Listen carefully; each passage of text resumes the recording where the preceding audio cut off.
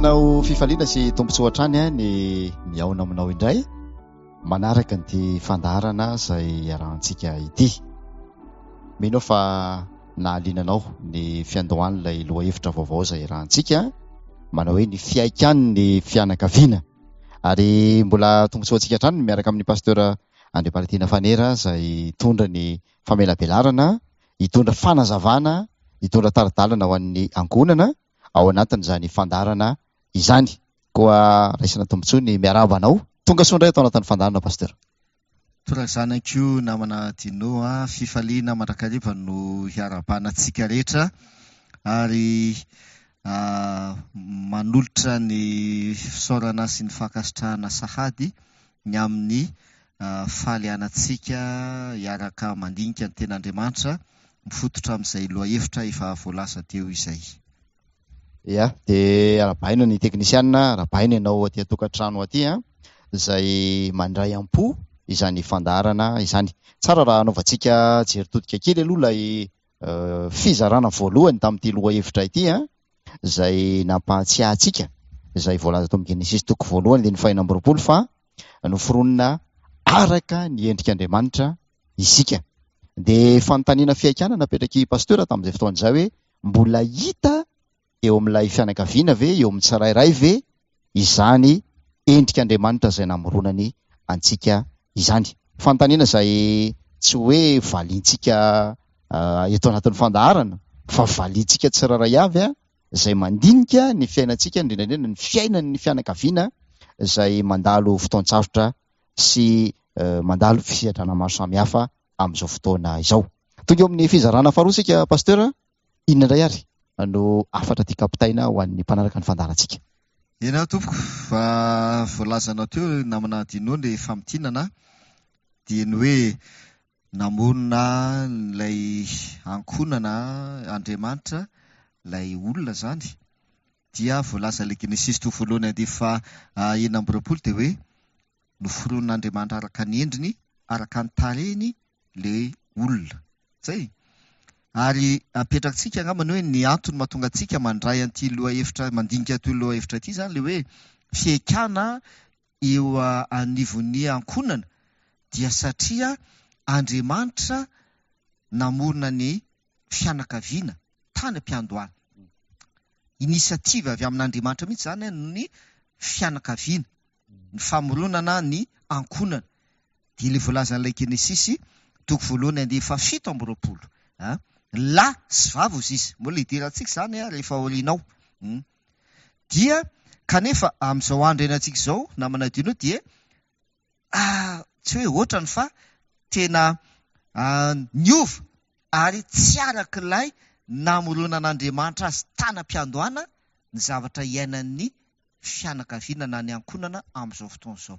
Dia izay mahatonga antsika mandinika an'ity loha hevitra ity hoe ny fiaikana eo anivon'ny fianakaviana, hoe inona misy fiaikana maro izany izay ho vahantsika sy ho diniantsika sy ho fatantsika mandritra an'ity fandaharana ity. Raha tohizantsika ilay izy dia ilay hoe noforonina araka ny endrik'Andriamanitra ny olona. Dia tonga dia alefa izany ilay afatra dia hoe miresantsika ohatra ny mpivady hoe mbola hita amin'ny mpivady ve izay endrik'Andriamanitra izay. Ohatra ilay lehilahy mbola mahita an'izay endrik'Andriamanitra izay ve izy eo amin'ilay ramatoa vadiny. Ilay vehivavy indray koa mbola mahita an'izay endrik'Andriamanitra izay ve izy eo amin'ilay lehilahy vadiny. Izay mantsy ilay tenenao hoe mbola mitoetra ve eo amin'ilay olona izany ilay endrik'Andriamanitra ve sa manahoana. Tena mampalahelo ny toe-javatra satria rehefa mifampijery tokoa ny mpivady dia ny kleman'ilay andaniny sy ilay ankilany no ifampitsikerana pasteur. Voatanisa daholo ny lesoka rehetra eo amin'ny fitondrantenany anankiray na ny fiainany anankiray manoloana n'ilay anankiray vady izany. Ary dia afa-baraka Andriamanitra satria raha namorona azy tahaka ny endriny Andriamanitra, ilay lahy na vavy ao anatin'ilay fanambadiana iray mahita endrika hafa na ray aman-dreny hafa ao anatin'ny tokantrano. Inona ary no atao ambaran'ny Baiboly hanarenana an'izany lesoka sy fitotonganana izay mitranga izany? Dia izao ary ndao hamaky ten'Andriamanitra antsika Efesiana 5:1-2 no andeha vakitsika anomboantsika azy hoe ina moa zany tena tiany Baiboly ambara ny amin'le hoe endrik'Andriamanitra noforoana araka ny endrik'Andriamanitra araka ny taren'Andriamanitra ny olombelona. Efesiana 5:1-2 sy ny 2. Efesiana 5:1 sy ny 2. Manaraka tsara sika Efesiana 5:1 sy ny 2. Zao ny vakanteny koa amin'izany dia aoka nahaka an'Andriamanitra ianareo tahaka ny zanaka malala ary mandehana amin'ny fitiavana toy ny tiavan'i Kristy ianareo dia ny nanoloran'ny tenany ho fanatitra sy ho fanavotana amin'Andriamanitra ho anitra kasitrahana hamonjy antsika. Hatreo aloha eo zany dia mazava le hoe noforoana araka ny endrik'Andriamanitra diosisy le Baiboly koa amin'izany dia aoka hanahaka an'Andriamanitra ianareo tahaka ny zanaka. Dia fahitantsika io namana dino tamin'le fandarana voalohany hoe zanak'Andriamanitra, antsoina hoe zanak'Andriamanitra isika. Saty zay? Dia raha zanak'Andriamanitra isika diosisy ny ten'Andriamanitra eto hoe aoka hanahaka an'Andriamanitra. Zay le endrik'Andriamanitra zay. Hoe aoka hanahaka an'Andriamanitra. Ahoana le hoe manahaka an'Andriamanitra? Eo amin'ny 2 dia efa manome valiteny ankizy. Mahafinaritra be le Baiboly fa mazava tsara. Ary mandehana amin'ny fitiavana toy ny nitiavan'i Kristy anareo. Satria Kristy dia namorona ny olona tahaka ny endriny. Saty zay? Tany amin'le Genesis 1:20 le hoe ary andeha isika, Andriamanitra ny teny hoe andeha isika namorona olona. Kristy anie anisan'le namorona. Zany hoe lay olona zany dia manana ny endrik'Andriamanitra, zany hoe manahaka an'Andriamanitra dia manahaka an Kristy. Dia eto hoe ahoana le hoe manahaka an Kristy? Mandeha amin'ny fitiavana toy ny nitiavan'ny Kristy. Dia amafisitsika izy io ao amin'ny Jaona 1:4-5. Dia ndao mba vakiana kely. Jaona 1:4 ny 5. Izao no voalaza eo amin'ny 5. Jaona 1:4 ka ny 5. Izay tsy tia dia tsy mba mahalala an'Andriamanitra, fa Andriamanitra dia fitiavana. Zay. Mity sika namana dinao nametraka an'le fiaikana dia le hoe mbola mitoetra ary mbola hita eo amin'le olona ve miresaka ankonantsika mpivady zanaka, mbola hita ao amin'le ankonana ve lay endrik'Andriamanitra zay namoronana azy, namoronana an'Andriamanitra azy, mbola hita ao amin'le ankonana ve? Raha isika mpivady ohatra mbola manana an'izay endrik'Andriamanitra zay ve le mpivady? Zay le fiaikana. Dia ahoana moa le hoe manana l'endrik'Andriamanitra le mpivady? Diosisy le Efesiana 2:2 mandehana amin'ny fitiavana. Dia amafisiny Jaona 1:4 Andriamanitra dia fitiavana. Dikan'izay mbola hita eny amin'le mpivady ve izay endrik'Andriamanitra izay dia tsy inona fa fitiavana. Mbola mifankatia ve le mpivady? Mbola maneho faneho fitiavana ve le mpivady? Mbola mitahiry ny fitiavana ve le mpivady? Sa tamin'ny voalohan'ny nivadiana dia tena mifankatia tsara fa rehefa 10 taona tateoriana ny vadiana dia efa niena le fitiavana. Dikan'izay zany zao dia efa nanina le endrika. Efa niavery zany le endrika. Niavery le endrika anie zay izy. Andriamanitra dia fitiavana. Dia ny olona ny foroana araka ny endrik'Andriamanitra fitiavana. Dia mbola hita ve zay endrika zay? Mbola voatahiry ve zay endrika zay? Sa efa niova le endrika? Dia le endrik'Andriamanitra io zany le hoe fitiavana, toetra n'Andriamanitra. Efa niova ve le endrika? Dia lasa tsy mifankatia intsony mpivady.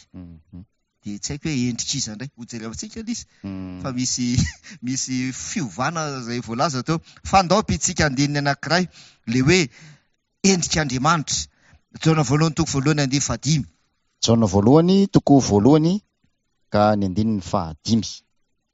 Zao indray ny vakanteny Jaona 1:1 ka ny andininy 5. Ary izao no teny renay taminy ka ambaranay aminareo, Andriamanitra dia mazava ary tsy misy maizina akory ao aminy. Zay. Io ny faharoa. Toetra n'Andriamanitra faharoa. Endrika Andriamanitra.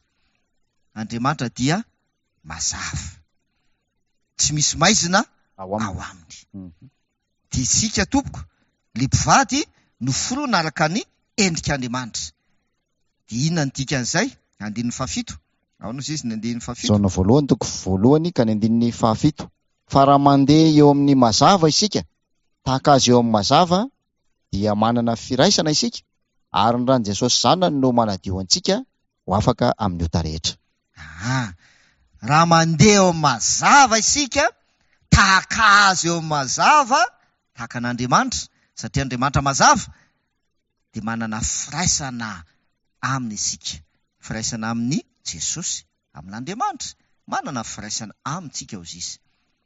Dia ny ran'i Jesosy manadio antsika ho afaka amin'ny ota rehetra. Fitiantsika aloha zany hatreo zay, hoe noforoana araka ny endrik'Andriamanitra ny olona, le mpivady. Miresaka ankonantsika, fiaikaniny eo anivony ankonana, fiaikana. Fantaniana izay mipetraka dia hoe mbola hita eo amin'le ankonana ve ilay endrik'Andriamanitra. Inona le endrik'Andriamanitra? Fitiavana mazava. Ao, dia izay le fiaikana zany izay atrehany ankonana. Indrindra ohatra hoe mpivady, raisika foana zany le mpivady. Mbola iaina an'le mpivady ve? Ary mbola hita eo amin'le mpivady ve izay endrik'Andriamanitra izay namoronana azy izay, sa efa endrika hafa no hita eo amin'le mpivady? Dia manontantsika hoe endrik'iza sa hoe niova endrika? Iza no naka endrika hafa iza indray le mpivady? Avy aiza nanova le endrika? Ndao amaky ny ten'Andriamanitra tsika. Amin'ny Jaona toko 9, ny andininy 4. Jaona toko 9, dia izao no voalaza eo amin'ny andininy 4. Jaona toko 9, ny andininy 4. Ianareo avy tamin'ny devoly rainareo, ka izay sitraky ny rainareo no tianareo atao. Izy dia mpamono'olona hatramin'ny taloha, ary tsy mitoetra tamin'ny marina satria tsy misy marina aminy. Raha mandainga izy dia niazo ny lazainy satria mpandainga izy sady arainy lainga. Zay, mazava be io teny io. Zy Jesosy, misy olona niteneny ny lazana an'io teny io. Ianareo izy dia avy amin'ny devoly rainareo. Zay aika misy an'io ray anankiray io. Ray tsy any an-danitra io fa ray eto an-tany. Avy amin'ny devoly rainareo izy. Dia ahoana ny ilazany Jesosy hoe avy amin'io ray anankiray io le olona? Izay sitraky ny rainareo izy no tianareo atao. Zay le endrika. Aika misy an'io ray anankiray koa izay tia ametraka ny endriny eo amin'le olona. Tandremo tsara le fiaikana. Andriamanitra namorona ny olona araka ny endriny tany am-piandohana. Dia fantaniana petraka, mbola mitoetra ary mbola hita ao amin'ny olombelona ve le endrik'Andriamanitra ilay namorona azy. Fa misy an'ity ray anankiray ity koa izay eto an-tany, izay tsy namorona io, tsy namorona ny olona io, fa io ray anankiray io ihany koa dia tia ametraka ny endriny eo amin'ny olombelona.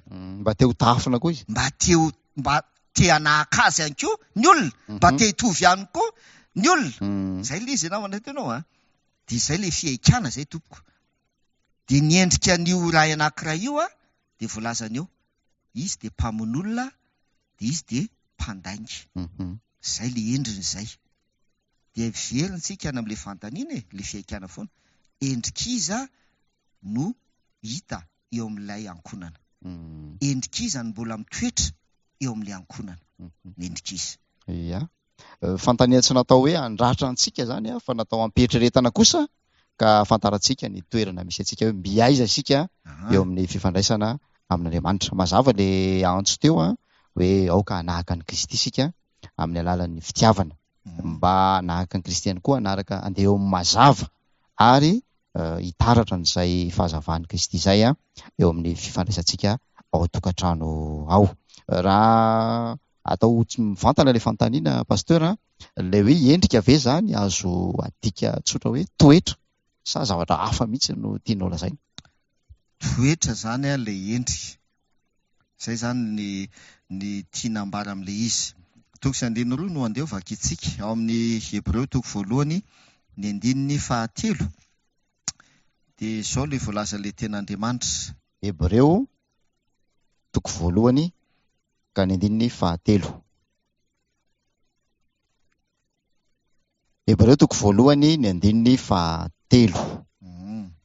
Izy koa no famirapiratany voninahiny sy endriky ny tenany indrindra ary miazona ny zavatra rehetra amin'ny herin'ny teniny, ary efa nanao fanadiovana ahafahana ny fahotana izy dia nipetraka teo amin'ny tanana ankavanany lehibe any amin'ny avo. Jesosy ho lazaina eo satsay dia hozy izy ny ten'Andriamanitra hoe izy koa Jesosy zany no famirapiratany voninahiny sy endriky ny tenany indrindra. Aika zany Jesosy endrik'Andriamanitra, endriky ny tenany indrindra, ary io no nahatonga Jesosy ny teny any amin'ny Jaona toko 7:7 rehefa nanontany Filipo hoe asa hoe anay ny ray dia ampy anay zay, dia namaty Jesosy hoe izay lazay ny toerako teto aminareo Filipo, ka moa mbola tsy fantatrareo ihany va zaho ozy izy, izao sy ny ray ihany. Dia amin'ny andininy 7 izy dia milaza an'izao teny izao, Jaona toko 7:7 dia ny andininy 7. Dia andao mba vakiantsika kely anamarinantsika ilay fanazavana. Toko 7 ka ny andininy 7. Zao ny vaky ny teny, Jaona 7:7 ny andininy 7. Hoy Jesosy taminy: izay lazay no efa nitoerako teto aminareo ka tsy mbola fantatrareo ihany va aho ry Filipo?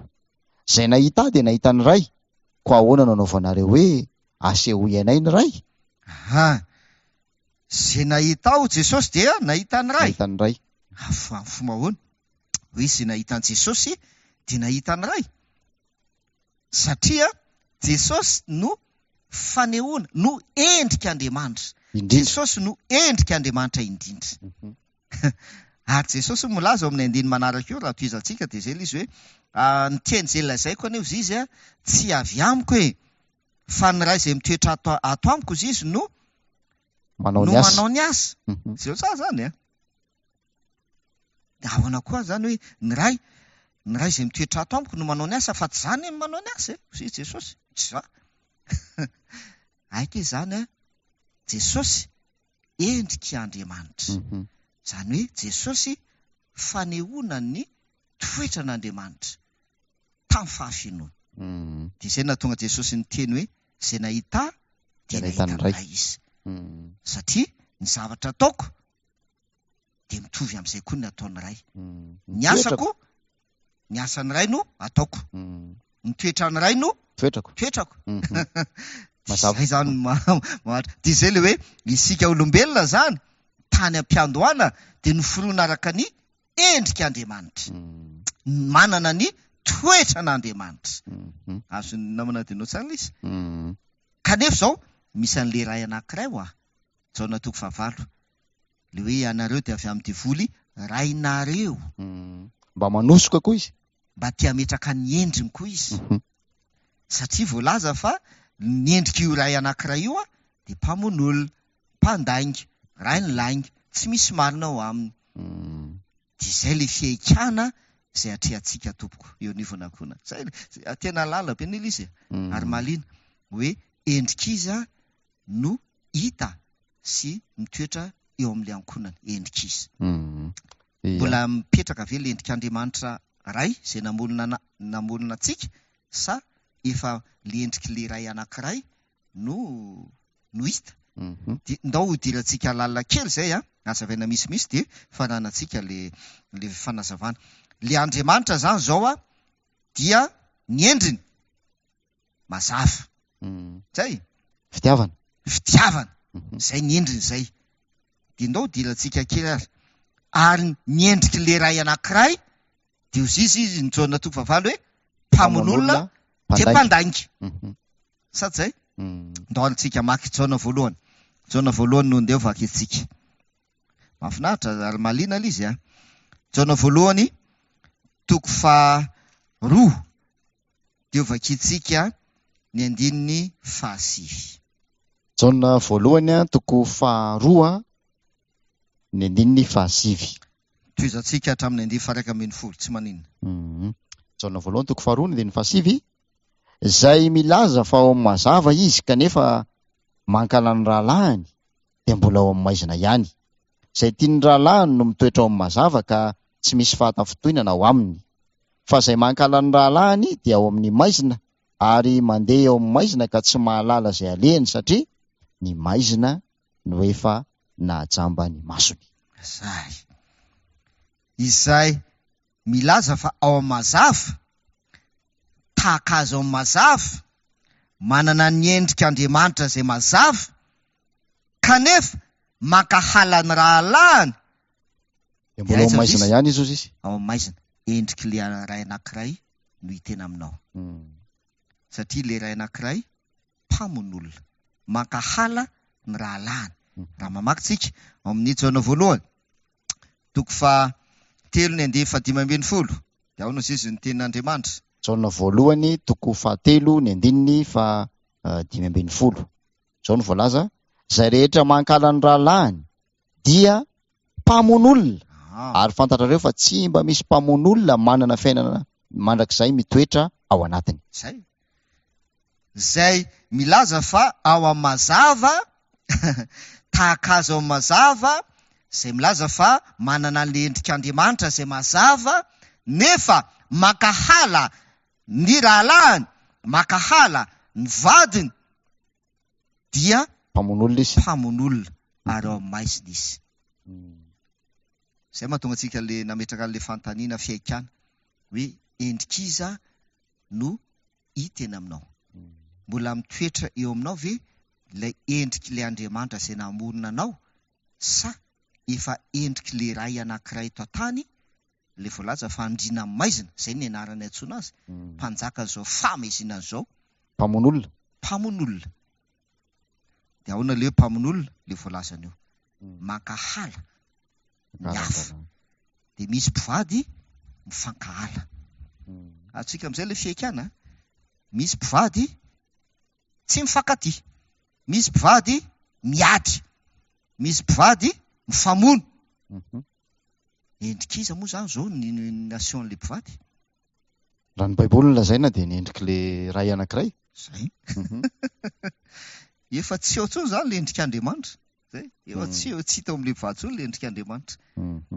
Dia mampalahelo izy satria tsy mipetraka intsony zany ilay namorona an'Andriamanitra ny fanambadiana na ny ankonana tany am-piandohana. Tsy mipetraka intsony. Eny ary tsy sanatry ny vava anakiviana na ifampitsarana zany fa dia ampiariarian'ny tenin'Andriamanitra ny toerana sy ny toetra misy antsika manoloana ny fifandraisana ao anatin'izany fianakaviana izany. Ny fanandrin'Andriamanitra dia tahaka n'ilay namoronany azy, tahaka n'izay nametrahany azy tamin'ny voalohany. Hita eo amintsika tsirairay avy ilay endrik'Andriamanitra na ilay nazay pasteur teo hoe toetra n'Andriamanitra. Dia izay indrindra no hoentintsika ambavaka ho an'ity fianakaviana manaraka ny fandaran'ity pasteur. Enasy milohan'ny vavaka izay ataontsika dia andao tsika maly an'ity fanontaniana ity namana tino satria nanazava fotsiny tsika teo dia mipetraka ilay fanontaniana hoe raha zavatra iainany ankonana zany zao ankehitriny dia efa tsy hita intsony ilay endrik'Andriamanitra eo anivon'ilay ankonana, fa ilay endrik'ilay ray eto tany no hita eo amin'ilay ankonana. Dia ilay fanontaniana hoe ahoana no ahatafaverina indray ilay endrik'Andriamanitra? Ahoana, amin'ny fomba ahoana ny ahatafaverina indray ilay endrik'Andriamanitra? Satria izay ilay fiaikana zay. Zay dia ndao hamaky toko sy andiny iray tsika izay anomentsika ny vahaolana dia hoentintsika ambavaka. Korintianina faharoa toko fahatelo andininy faha 7. Korintianina faharoa toko fahatelo ny andininy faha 7. Ka ny andininy faha 7. Korintianina faharoa toko fahatelo ny 120. Zao ny vaka ny teny fa isika rehetra kosa amin'ny tava tsy misarona dia mijery ny voninahitry ny tompo toy ny amin'ny fitaratra ka ovana azo izany endrika izany indrindra avy amin'ny voninahitra ka ho amin'ny voninahitra toy ny avy amin'ny tompo dia ny fanahy. Io tompoko, io ny vahaolana men'Andriamanitra. Raha hita zany tompoko fa efa tsy hita eo amin'ilay mpivady, eo amin'ilay ankonana intsony ilay endrik'Andriamanitra, izay tsinona fa ilay toetran'Andriamanitra, mazava, fitiavana, fa efa endrik'ilay ray eto an-tany, mpamon'olona, mpamaka ala, mpandainga, izay no hita ao amin'ilay ankonana, mbola misy vahaolana. Mbola azo ovana izay endrika izay. Izay zany ilay vahaolana, izay ilay fihekana. Mbola azo ovana ilay endrika ka ho tafaverina ilay endrika tamin'ny voalohany.